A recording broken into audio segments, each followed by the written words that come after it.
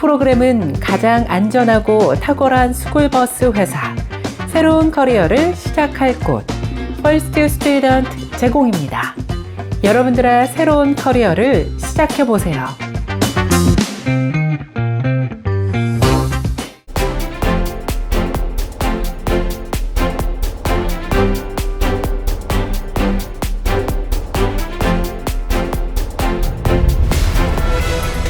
(2월 12일) 수요일 세븐데이즈 헤드라인 뉴스입니다.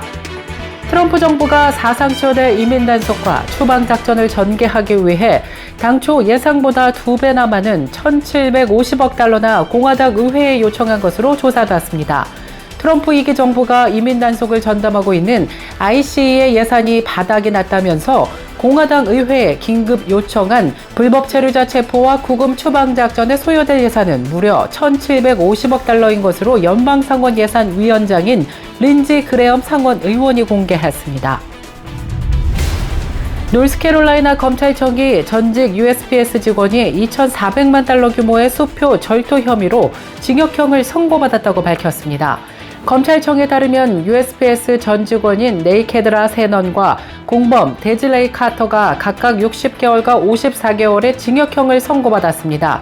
검찰 조사에 따르면 이들은 지난 2021년 3월부터 2023년 7월까지 USPS에서 근무하며 우편물 처리 과정에서 들어오고 나가는 수표를 훔쳤습니다. 이들은 훔친 수표들을 텔레그램 채널을 통해 판매한 것으로 드러났습니다. 지난해 미국에서 100달러짜리 위조 지폐가 곳곳에서 발견된 이후 최근에 또 위조 지폐가 발견되면서 각별한 주의가 요구되고 있습니다. 캘리포니아 어바인에서 정차 명령이 내려진 차량 내부에서 경찰이 위조 지폐와 도난품 등이 발견됐다고 설명했습니다. 정차 명령 중에 운전자는 가짜 신분증까지 경찰에 제시했다고 합니다. 이 남성은 산타아나 출신의 23살 데이너 샤콘 라라로 밝혀졌고 그 자리에서 경찰에 체포됐습니다. 경찰에 따르면 이 남성은 차량에서 도난 차량 번호판과 우편물을 비롯해 100달러짜리 위조 지폐가 다량 발견됐다고 전했습니다. 캘리포니아의 한 여교사가 12일인 오늘 2명의 미성년자와 관련된 성추행 혐의에 대해 유죄를 인정했다고 현지 당국이 밝혔습니다. 경찰은 해당 여성은 올해의 교사상을 수상한 이력도 있다고 전했는데요. 이름은 제클린 마로 밝혀졌고 내셔널시티에 있는 링컨 에이커스 초등학교 6학년 교사로 근무하며 2023년 당시 학생이었던 미성년자와 성관계를 맺은 혐의로 체포됐습니다. 검찰은 그녀가 학생들과 부적절한 메시지와 사진을 주고받았으며 한 학생에게 교실에서 사적인 만남을 요청한 후 셔츠를 벗은 적도 있다고 주장했습니다. 샌디에이고 검찰은 마 씨가 UC 샌디에이고에서 생물학과 교육학을 전공하고 2013년부터 내셔널시티 교육과에서 교사로 근무했다고 밝혔습니다. 그러면서 30년에서 종신형까지 선고받을 수 있고 선고 공판은 오는 5월 9일에 열릴 예정이라고 덧붙였습니다. 트레이더조와 코스트코, 월마트 등에서 판매 중인 트라이유니언 시푸드의 참치캔이 식중독균 오염 가능성으로 리콜 조치됐습니다. 트라이유니언 시푸드는 남가주 엘세군도에 기반한 회사로 미 전역에 있는 트레이더조스, 월마트와 코스트코 등 대형 소매업체에서 판매된 참치 통조림 제품을 자발적으로 리콜 조치한다고 밝혔습니다. 연방식품의약국 FDA에 따르면 해당 제품은 캔의 당김 탭에 결함이 발생해 내용물이 새거나 식중독균인 클로스트리디움 보툴리눔균에 오염될 가능성이 있다고 전했습니다. 연방질병통제예방센터에 따르면 해당 식중독균은 보툴리즘을 일으킬 수 있습니다. 보툴리즘은 신체 신경을 공격해 마비나 사망을 초래할 수 있는 질병으로 알려졌습니다. 아마존에서 독점 판매된 UV픽 유아용 안전문이 어린이 끼임 위험으로 인해 리콜 조치됐습니다. 소비자 제품 안전위원회가 지난 6일 발표한 공지문에서 해당 제품이 확장형 게이트 및 확장식 울타리에 대한 연방안전 기준을 위반했고 어린이의 몸통이 특정 틈 사이에 끼일 위험이 있다고 경고했습니다.